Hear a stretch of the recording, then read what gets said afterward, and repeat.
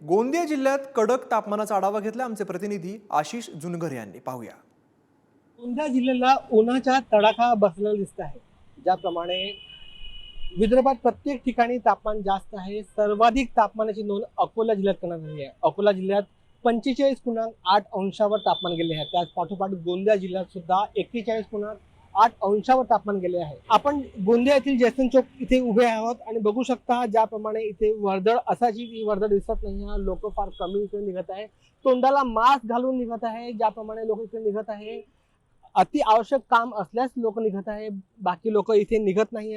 ज्याप्रमाणे उन्हाचा तडाखा आहे, अंग लाही लाही होत आहे आणि त्या अनुषंगाने लोक कुठेतरी घरात बसून अति आवश्यक काम असलं तेव्हाच निघत आहे आणि त्याच माध्यमाने ज्याप्रमाणे उन्हाचा तडाखा वाढलेला आहे, कुठेतरी पुन्हा ऊन आणि पावसाचा खेळ सुरू होण्याची आशंका सुद्धा हवामान खात्याने वर्तवली आहे।